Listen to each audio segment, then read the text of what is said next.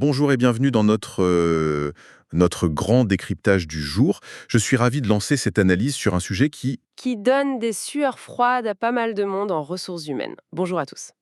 ouais, c'est exactement ça. On s'appuie aujourd'hui sur un super article technique du blog La Paix Facile, Un très bon article, oui. et ça parle d'un vrai casse-tête. Le calcul des RTT pour les forfaits jours réduits, spécifiquement pour l'année 2026. C'est vraiment le cas pratique idéal, en fait. Surtout pour les personnes en formation pour devenir gestionnaire de paie ou ceux qui jonglent avec ces compteurs tous les jours. C'est clair. On connaît tous la chanson du plafond légal, les fameux 218 jours. On enlève les week-ends, les congés. Voilà, pas besoin de refaire l'histoire là-dessus, hein. Bah non.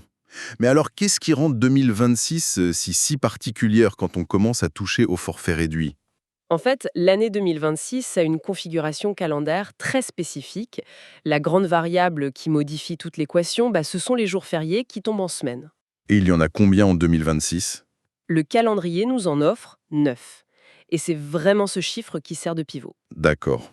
Dans cette mécanique de précision qu'est la paix, les jours de repos, donc les RTT, agissent comme des amortisseurs. Dès qu'un contrat prévoit moins que le plafond légal, disons 210 ou 205 jours travaillés, C'est le compteur de FTT qui gonfle pour compenser. c'est ça, il absorbe la différence pour équilibrer l'année. Donc si on prend l'année 2026 avec ses 9 jours fériés en semaine, comment ça se traduit concrètement? Mettons pour un collaborateur qui doit faire 210 jours de travail. Eh bien, on reprend notre base annuelle, on retire les week-ends, les congés et ces 9 jours fériés en semaine. Et le volume de jours restants dicte la règle. Et la soustraction donne quoi? Pour arriver à exactement 210 jours de travail effectif, l'entreprise devra attribuer 17 jours de RTT. 17. Ouais. Et la logique est mathématiquement implacable. Si le contrat descend à 205 jours travaillés, la présence exigée baisse. Donc le repos augmente mécaniquement. Tout à fait. Et l'équation nous donne alors 22 RTT. Ce qui illustre bien qu'une simple erreur de paramétrage, sur 5 petits jours d'écart, ça peut déclencher une vraie tempête en interne. Fils des professionnels de la paye. Un RTT mal calculé, c'est un risque immédiat de contentieux.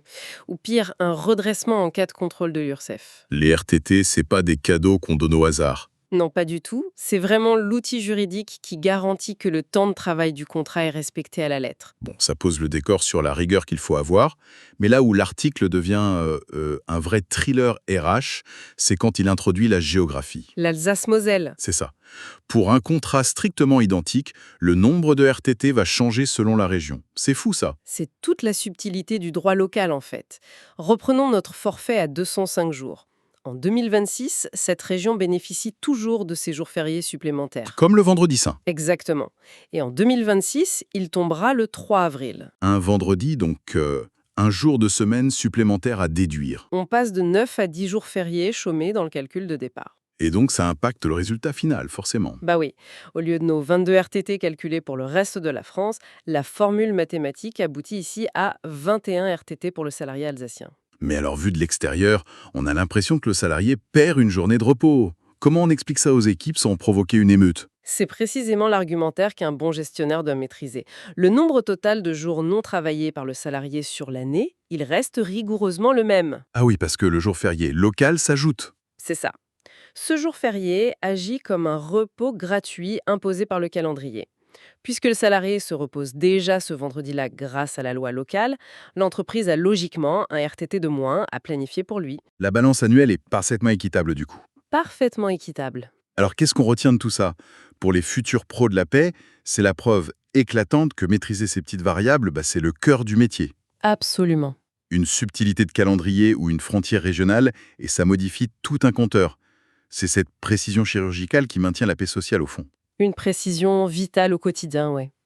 Et d'ailleurs, pour aller un peu plus loin, l'article soulève une question ouverte passionnante. Je vous écoute. Tous ces calculs millimétrés qu'on vient de voir concernent 2026, donc une année classique de 365 jours. Ouais. Mais que se passe-t-il mathématiquement lors d'une année bissextile de 366 jours, dans un forfait annuel où le nombre de jours travaillés est gravé dans le marbre du contrat, qui absorbe ce jour calendaire supplémentaire dans la balance finale?